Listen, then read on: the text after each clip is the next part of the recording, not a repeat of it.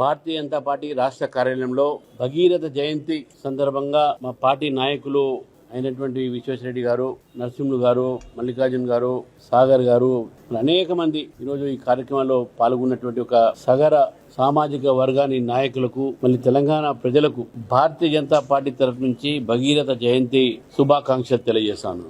ఈ యొక్క భగీరథ జయంతి రామాయణంతో సగర సామాజిక వర్గం దైవంగా భావించేటటువంటి భగీరథుడు, మరి ఏ భగీరథుడైతే శివుడి ఒక తల మీద, ఏ భగీరథుడైతే రామాయణంలో ప్రస్తావించినటువంటి భగీరథ సమాజంలో వస్తున్నటువంటి యొక్క నీటి ప్రవాహాన్ని కానివ్వండి, కట్టడాలు కానివ్వండి, ఏవైతే సగర సామాజిక వర్గం చేస్తున్నదో మరి ముఖ్యంగా వారికి ఈ భగీరథ జయంతి అనేది ఒక పండుగ లాంటిది. ఒక కార్మిక రంగంతో చాలా దగ్గర ఉన్నటువంటి ఒక సంబంధం వారికి నేను శుభాకాంక్షలు తెలియజేస్తూ, ఈరోజు రాష్ట్రంలో ఆర్టీసీ కార్మికులు సమ్మె చేస్తా ఉన్నారు. మరి ఆర్టీసీ కార్మికులు 41 రోజులు నోటీస్ కూడా ఇవ్వడం జరిగింది. ప్రభుత్వం స్పందించకపోతే ఆర్టీసీ కార్మికులు జేఏసీ పేరున ఈ రోజు సమ్మె చేస్తా ఉన్నారు. కానీ ప్రభుత్వము వారి యొక్క డిమాండ్స్ ని దాన్ని పక్కకు పెట్టి మొండి వేకరతో ముందుకు పోతున్న విషయాన్ని మనం గుర్తించాలి. గత ప్రభుత్వంలో కూడా ఆర్టీసీని ప్రభుత్వంలో విలీనం చేయాలి, ప్రభుత్వ రంగంలో విలీనం చేయాలి, దీన్ని ప్రభుత్వ ఒక విభాగం కింద దీన్ని మార్చాలి, ఫిట్మెంట్ పెంచాలి, పిఆర్సీ బకాయిలు ఇవ్వాలి, 2017 నుంచి రావాల్సినటువంటి ఒక పిఆర్సీ బకాయిలు, రిటైర్మెంట్ అయినటువంటి ఒక ఆర్టీసీ ఎంప్లాయీస్ కు వారికి ఇప్పటి వరకు బెనిఫిట్స్ రావట్లేదు, రిటైర్మెంట్ బెనిఫిట్స్ రావట్లేదు. కాబట్టి అవన్నీ కూడా ఇవ్వాలి అని చెప్పేసి న్యాయపరమైనటువంటి కోరికలతో ఈ రోజు ఆర్టీసీ ప్రభుత్వాన్ని అడిగితే ప్రభుత్వం మొండి వైఖరి చూపెడుతూ వారితో మాట్లాడక సిద్ధంగా లేక ప్రైవేట్ బస్సులు సిద్ధం చేసి ఆర్టీసీని ప్రైవేటీకరణ చేసేటటువంటి ఒక రీతిలో ఈరోజు చేస్తా ఉన్నారు. గత ప్రభుత్వం కూడా కేసీఆర్ గారి యొక్క సమయంలో ఇదే డిమాండ్ తోని ఆ రోజు మొత్తం కార్మికులకు బీజేపీ అండగా ఉన్నది. అశ్వత్థామరెడ్డి గారు ఆ రోజు అధ్యక్షుడు ఉన్నప్పుడు, నేను వారి ఇంట్లో ఉన్నప్పుడు, వారు అక్కడ సత్యాగ్రహం చేసినప్పుడు నా ముందే పోలీసులు అరెస్ట్ చేయడం జరిగింది.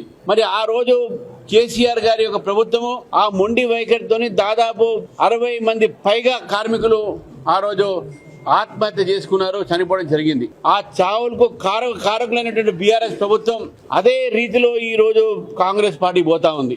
బాధాకరమైన విషయం ఏంటంటే రేవంత్ రెడ్డి గారు ఆ రోజు మాట్లాడినటువంటి మాట అధికారులు రాకముందు వారు ప్రభుత్వానికి సపోర్ట్ చేశారు, ప్రభుత్వానికి విమర్శించారు. ఇది వారు ఆర్టీసీ సమ్మె మీరు సపోర్ట్ చేస్తున్న ఇదే డిమాండ్స్ ఆ రోజు పెట్టడం జరిగింది. కార్మికుల పట్ల ఉంటామని చెప్పారు.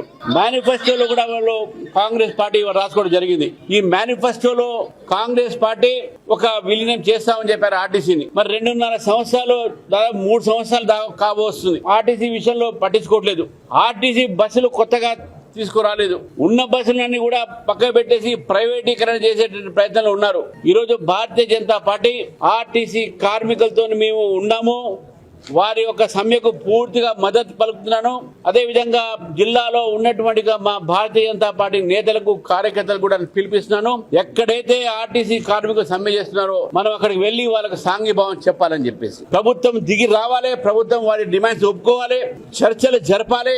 ఈరోజు అన్ని సంఘాలకు ఇన్క్లూడింగ్ బిఎంఎస్ కూడా నేను చెప్తా ఉన్నాను, భారతీయ జనతా పార్టీ మీతో ఉంటుంది. గతంలో కూడా మీ అమ్మడి మేము ఉన్నాము, మీ పోరాటంలో మీ భాగ్యమైన లక్ష్మణ్ గారు మా అధ్యక్షుడు ఉండే, రాష్ట్ర అధ్యక్షులు. ఆ రోజు నేను ఎమ్మెల్సీగా ఉన్నప్పుడు పూర్తి మద్దతు మీకు పలికినాము ఆర్టీసీ కార్మికులకు. ఈ రోజు కూడా భారతీయ జనతా పార్టీ కార్మికుల పట్ల ఉంటుంది. మీ న్యాయమైన కోరికలకు నేను తప్పకుండా మేము ఉంటాము. మరొకసారి నేను భారతీయ జనతా పార్టీ నాయకులకు, కార్యకర్తలకు పూర్తిగా మనం అండగా ఉండాలి ఆర్టీసీ కార్మికులు వెంట అని చెప్పేసి కూడా తెలియజేస్తూ, రేపు జరగబోయేటటువంటి చర్చలు కూడా చర్చలు జరపాలి. ప్రభుత్వము బ్లేమ్ గేమ్ కాకుండా, దీనికి వాళ్ళు చేస్తున్నారు వీళ్ళు చేస్తున్నారు కాకుండా, ఈ 2 పార్టీలు కూడా ఒక జీవితాలతో ఆడుకుంటున్నారు. ఆర్టీసీ యొక్క కార్మికులతో రిటైర్మెంట్ బెనిఫిట్ లేవు, పిఆర్సీ బకాయిలు లేవు, ప్రభుత్వంలో విలీనం లేవు, ప్రభుత్వ ఉద్యోగుల కింద వారిని ఈక్వల్ గా చూడాలని చెప్పేసి కూడా మీరు చెప్పినటువంటి మేనిఫెస్టోలో కూడా మీరు పట్టించుకోకపోతే ఈరోజు కార్మికులు మిమ్మల్ని క్షమించరు.